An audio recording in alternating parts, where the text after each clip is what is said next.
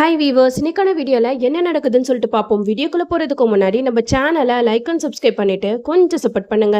வாங்க இப்போ வீடியோக்குள்ளே போகலாம். எபிசோட் செம்மையாக போய்கிட்டு இருக்கு. சிவராமன் ஆட்டோ தான் ஓட்டுறாரு அப்படிங்கிற விஷயம் அவங்க பசங்க எல்லாத்துக்குமே தெரிஞ்சிருச்சு. பணம் திருட்டு போன கேஸில் சிவராமன் வந்து போலீஸ் அரெஸ்ட் பண்ணி வச்சிருக்காங்க. இந்த விஷயம் நம்ம லக்ஷ்மிக்கு தெரிய வருது. லக்ஷ்மி எவ்வளவோ சொல்லி பார்க்குறாங்க. சிவராமன் வந்து அப்படிப்பட்டவரெல்லாம் கிடையவே கிடையாது, அவரை தயவு செஞ்சு விட்டுருங்க அப்படின்னு சொல்லிட்டு கெஞ்சுறாங்க. ஆனால் போலீஸ் வந்து இல்லைம்மா, அவர் தான் பணத்தை எடுத்தாருன்னு இந்த அம்மா சொல்றாங்க அப்படின்னு சொல்லவுமே நம்ம லக்ஷ்மிக்கு என்ன பண்றதுன்னே தெரியல. உடனே துளசிக்கு கால் பண்ணி சொல்றாங்க, துளசி நான் உன்கிட்ட ஒரு விஷயம் சொல்லணுமா, அப்பா வந்து இந்த மாதிரி கேஸ்ல மாட்டிருக்காங்க அப்படின்னு சொன்னதுமே நம்ம துளசி வந்து ரொம்பவே ஷாக் ஆகுறாங்க.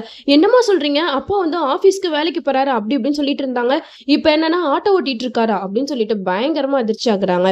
உடனே துளசி வந்து யார்கிட்ட இதை பத்தி சொல்லலாம் அப்படின்னு யோசிக்கும் போது வெற்றி தான் ஞாபகத்துக்கு வராங்க. அப்போ வெற்றிக்கு கால் பண்றாங்க. வெற்றியும் போன் எடுக்கிறாங்க. என்னங்க ரொம்ப நாளா ஆளே காணா அப்படின்னு சொல்ல, அதுக்கு துளசி சொல்றாங்க, இல்லங்க என்னென்னமோ பிரச்சனை நடந்து போயிடுச்சு, இப்போ எனக்கு உங்களால ஒரு உதவி வேணும் அப்படின்னு சொல்லி கேட்க, உடனே வெற்றி வந்து சொல்லுங்க நான் என்ன ஹெல்ப் வேணாலும் செய்யறேன் அப்படின்னு சொல்லும் போது இந்த மாதிரி விஷயத்தெல்லாம் சொல்லி கட்டுறாங்க.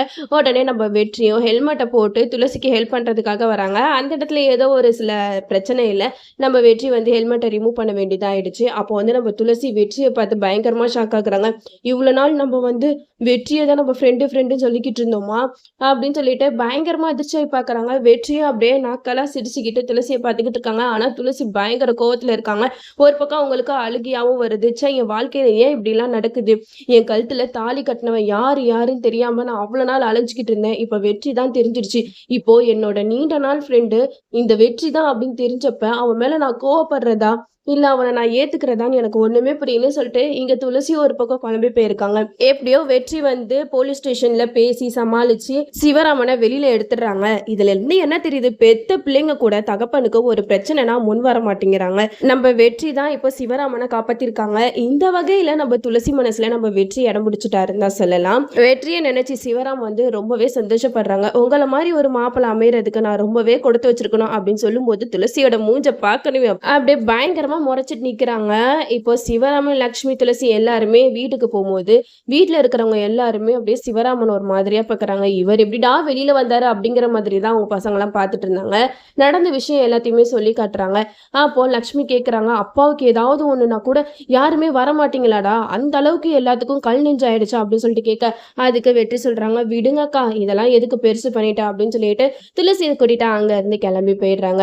இந்த சைடு பார்த்தா நம்ம அஞ்சலி வந்து மகேஷ் கிட்ட செம்மையா மாட்டிக்கிட்டாங்க. அஞ்சலி நினைச்சுக்கிட்டு இருக்காங்க நம்ம பண்ற வேலையெல்லாம் மகேஷ்க்கு தெரியாது அப்படின்னு சொல்லிட்டு. பட் அஞ்சலியை விட மகேஷ் வந்து ரொம்பவே ஸ்மார்ட். அஞ்சலி என்ன பண்ணாலும் நம்ம மகேஷ் வந்து கண்டுபிடிச்சிருவாங்க. அவங்க வீட்டில் தான் சிசிடிவி கேமரா இருக்கே, அஞ்சலி என்ன பண்ணாலும் போட்டு கொடுக்கறதுக்கு. அதனால நம்ம மகேஷ் வந்து இப்போ அலர்ட் ஆயிட்டாங்க. அஞ்சலி வந்து ஏதோ ஒரு தப்பு பண்றா, அஞ்சலி போற போக்க பார்த்தா சரியில்லையே, எங்க நம்மளோட விஷயத்தெல்லாம் இவ கண்டுபிடிச்சிருவாளோ அப்படின்னு சொல்லிட்டு மகேஷ் வந்து அவரோட மண்டையை போட்டு குழம்பிக்கிட்டு இருக்காங்க. இந்த சைடு முருகனோட அம்மா வந்து அந்த தண்ணி ரூம்குள்ள முருகனை நினைச்சு அழுதுகிட்டு இருக்காங்க. என்னோட பிள்ளைய பார்த்து எவ்வளவு நாள் ஆச்சு, என் பிள்ளை எப்படி இருக்கான் எங்க இருக்கான்னு கூட தெரியலையே அப்படின்னு சொல்லிட்டு அழுதுகிட்டு இருக்கும் போது அந்த இடத்துல மகேஷ் வந்து வராங்க. என்ன ஏன் இப்ப நீ அழுதுகிட்டு இருக்க, உன் பையன் ஞாபகம் வந்துடுச்சா, என்னதான் நீ அழுதாலும் உன்னோட பையனை உன்னால பார்க்கவே முடியாது, கடைசி வரைக்கும் நீ இந்த ரூம்லயே கடந்து சாக வேண்டிதான் அப்படிங்கிற மாதிரி மகேஷ் வந்து முருகனோட அம்மாவை பார்த்து சொல்றாங்க. அதுக்கு முருகனோட அம்மா சொல்றாங்க, மகேஷ் நீ வந்து ரொம்ப எல்லை மீறி போய்கிட்டு இருக்க, நீ பண்றதுக்கெல்லாம் முற்றுப்புள்ளி வைக்கிறதுக்கு கண்டிப்பா யாராச்சும் ஒருத்தவங்க வருவாங்க, என்னை இங்க இருந்து காப்பாத்தி கொண்டு போறதுக்கு கடவுள் யாரையாவது அனுப்பி வைப்பாரு அப்படின்னு சொல்லிட்டு முருகனோட அம்மா பயங்கரமா பேசிக்கிட்டு இருக்காங்க. இதெல்லாம் கேட்ட மகேஷ் வந்து, அப்படியா நீ சொல்ற மாதிரி அந்த கடவுள் யார் அனுப்புறாருன்னு நானும் பாக்குறேன் அப்படிங்கிற மாதிரி நான் பேசிக்கிட்டு இருக்காங்க. அப்பதான் மகேஷ்க்கு வந்து அஞ்சலியோட ஞாபகம் வருது. ஒருவேளை அஞ்சலி வந்து முருகனோட அம்மாவை பார்த்துட்டா பெரிய பிரச்சனை ஆயிருமே, ஏற்கனவே அஞ்சலிக்கு வந்து என் மேல பயங்கரமா சந்தேகம் வந்துகிட்டு இருக்கு, இதுல இந்த சீக்ரெட் ரூமோட விஷயம் மட்டும் அஞ்சலிக்கு தெரிஞ்சிச்சுன்னா அவ்வளவுதான், நம்மள சுத்தமா வெறுத்து ஒதுக்கிடுவா, இதுக்கு நம்ம இடம் கொடுக்க கூடாதுன்னு சொல்லிட்டு அப்படியே பயங்கரமா யோசிச்சுட்டு இருக்காங்க. இதுல மெயின் வில்லன் யாருன்னு பாத்தீங்கன்னா நம்ம மகேஷ் தான் வில்லனே. ஏன்னா இந்த சீரியல்ல வந்து அவ்வளவா வில்லனை வந்து பெருசா காட்டிக்க மாட்டாங்க. இப்போ வந்து மகேஷ் வந்து என்னதான் சைக்கோவா இருந்தாலும் அவரை கொஞ்சம் நல்ல கேரக்டராகவே காட்டிட்டு வந்தாங்க. ஆனா நம்ம அஞ்சலி வந்து மகேஷோட விஷயம் எல்லாத்தையுமே கண்டுபிடிச்சதுக்கு அப்புறம் தான் தெரியும் மகேஷ் வந்து எப்படிப்பட்ட வில்லன் கேரக்டர் அப்படின்னு சொல்லிட்டு. இப்போ வந்து நம்ம மகேஷ் வந்து தீவிரமா யோசிச்சுட்டு இருக்காங்க.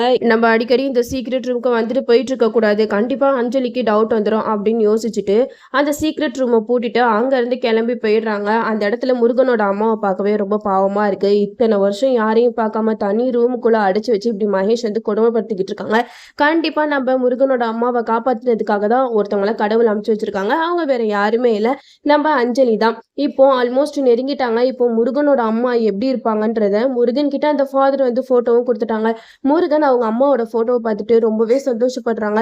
அம்மா நீங்க எங்க இருக்கீங்க, உங்களை நான் சீக்கிரமாவே பார்க்கணும் அப்படின்னு சொல்லிட்டு அந்த போட்டோவை பார்த்து பேசிக்கிட்டு இருக்காங்க. இந்த சைடு நம்ம அஞ்சலி வந்து சுத்தி முத்தி வீடெல்லாம் நோட்டம் போட்டுக்கிட்டு இருக்காங்க. ஏதாவது நம்மளுக்கு ஒரு தடயம் கிடைச்சா போதும், இந்த மகேஷை பத்தின விஷயம் எல்லாம் நம்ம தெரிஞ்சுக்கலாம் அப்படின்னு சொல்லிட்டு யோசிச்சுட்டு இருக்கும்போது அங்க ஒரு டாக்குமெண்ட்ஸை பார்க்குறாங்க. அந்த டாக்குமெண்ட்ஸ்ல ஏதோ ஒரு ரகசியம் இருக்குது. அந்த ரகசியம் என்னன்னு பார்த்தீங்கன்னா, மகேஷ் அனுபவிச்சுட்டு இருக்க இந்த சொத்து எல்லாத்துக்குமே அதிபதி முருகன் தான். முருகனை வந்து ஏதோ ஒரு விஷயம் பண்ணி தான் வாய் பேச முடியாம பண்ணி வச்சிட்டாரு இந்த மகேஷ். அது மட்டும் இல்லாம முருகனோட அம்மா இருந்தா கண்டிப்பா இந்த சொத்தெல்லாம் நம்ம அனுபவிக்க முடியாது அப்படின்னு சொல்லிட்டு முருகனோட அம்மாவை கடத்தி வச்சு இப்படியெல்லாம் டார்ச்சர் பண்ணிக்கிட்டு இருக்காரு. இப்போ நம்ம அஞ்சலிக்கு வந்து அந்த டாக்குமெண்ட்ஸ் கையில கிடைச்சிருக்கு. என்னது இது, இந்த டாக்குமெண்ட்ஸ் மகேஷ்க்கு சொந்தமான எதுவுமே இல்லையே, இந்த சொத்துக்கெல்லாம் அதிபதி அர்ஜுன் அப்படின்னு சொல்லிட்டு போட்டிருக்கேன் அப்படின்னு சொல்லிட்டு அஞ்சலி வந்து யோசிச்சுட்டு இருக்காங்க. அப்பதான் நம்ம மகேஷ் வந்து அந்த மயக்கத்துல இருக்கும்போது அர்ஜுன் அர்ஜுன் சொல்லிட்டு இருக்காங்களா, அந்த நேம் வந்து ஞாபகத்துக்கு வருது. நம்ம அஞ்சலியும் இவ்வளவு நாள் தேடி தேடி இப்போ செம்ம பிரில்லியண்டான ஒரு விஷயம் பண்ணியிருக்காங்க. அதாவது இந்த டாக்குமெண்ட்ஸை பற்றிய விஷயம்லாம் நம்ம அஞ்சலிக்கு இப்போதான் தெரிய வருது. அந்த அர்ஜுன் அப்படின்ற கேரக்டர் யார் அப்படின்னு சொல்லிட்டு அவங்க மண்டையை போட்டு பிச்சுக்கிட்டு இருக்காங்க. அப்போ மகேஷ் அனுபவிச்சுட்டு இருக்க சொத்து எதுவுமே அவருக்கு சொந்தமானது இல்லையா, இது எல்லாத்துக்குமே சொந்தக்காரர் அர்ஜுன் தான் போட்டிருக்கு. அப்போ இதுல ஏதோ ஒரு விஷயம் நடக்குது. மகேஷ் வந்து நம்ம கிட்ட எவ்வளவு பெரிய விஷயத்த மறைச்சு வச்சிருக்காரு, அவருக்கு பின்னாடி ஏதோ ஒரு ரகசியம் மறைஞ்சுக்கிட்டு இருக்கு, அதை நம்ம சீக்கிரம் கண்டுபிடிக்கணும் அப்படின்னு சொல்லிட்டு தீவிரமா அஞ்சலி வந்து அதுல இறங்கிட்டாங்க. இப்போ நம்ம அஞ்சலி வந்து முருகனோட அம்மாவா அந்த சீக்ரெட் ரூம்குள்ள பார்த்தா மட்டும்தான் அவங்க மூலமா மகேஷ் என்னென்னலாம் பண்ணியிருக்கான், அவன் சின்ன வயசுல இருந்து எப்படிப்பட்ட கேரக்டர் அப்படிங்கிற விஷயம்லாம் நம்ம அஞ்சலிக்கு தெரிய வரும். இப்போ நம்ம அஞ்சலி எவ்வளவுதான் போராடினாலும் அவங்க கைக்கு எதுவுமே கிடைக்காது. இப்போதைக்கு கிடைச்சிருக்கிறது இந்த டாக்குமெண்ட்ஸ் மட்டும்தான்.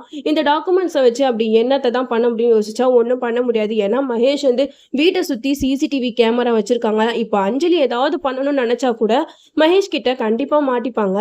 ஆனா இவ்வளோ நாள் வந்து மகேஷோட கேரக்டர் தெரியாம மகேஷ் வந்து ஏதோ பாதிக்கப்பட்டிருக்கான் அப்படின்னு மட்டும்தான் அஞ்சலி வந்து மனசுல நினைச்சிட்டு இருந்தாங்க. அதனாலதான் அவர் எவ்வளவு கஷ்டப்படுத்தினாலும் பரவாயில்ல, அவர் கூட நம்ம கடைசி வரைக்கும் வாழணும் அப்படின்னு சொல்லிட்டு உறுதியா மனசுல நினைச்சுக்கிட்டு இருந்தாங்க. பட் இப்போ இவங்க பண்ற வேலையெல்லாம் பார்க்கும்போது கண்டிப்பா நம்ம அஞ்சலி வந்து மகேஷை சுத்தமா வெறுத்துருவாங்க. இப்படிப்பட்ட ஆளு கூட எல்லாம் நம்ம கடைசி வரைக்கும் வாழ முடியாது அப்படின்னு சொல்லிட்டு மகேஷோட லைஃப்ல இருந்து கூட போயிடுவாங்க. அது மட்டும் இல்லாம நம்ம முருகனோட அம்மா இவங்க 2 பேருக்குமே கண்டிப்பா நியாயம் வாங்கி கொடுக்கறதுக்கு தான் அஞ்சலி வந்து வந்திருக்காங்க. என்னதான் மகேஷை விட்டு அஞ்சலி போனாலும் பின்னாடி வந்து அஞ்சலி வேற யாரையாவது கல்யாணம் பண்ணா கூட இந்த மகேஷ் வந்து அஞ்சலிய வாழவே விட மாட்டான். ஏன்னா ஒரு சின்ன பொருள் மேல அஞ்சலி பாசத்தை காட்டினாலும் அந்த பொருளையே மகேஷ் வந்து அழிச்சிருவாரு. இப்போ அஞ்சலி மட்டும் வேற யாரையாவது கல்யாணம் பண்ணி அவங்க கூட சந்தோஷமா இருந்தா கண்டிப்பா அதை பார்க்க முடியாம அவங்க வாழ்க்கையில என்னென்ன கலாட்டாலாம் பண்ண போறாரு நம்மளும் வெயிட் பண்ணி பார்ப்போம். இந்த சீரியல்ல மெயின் வில்லனே நம்ம மகேஷ் தான்.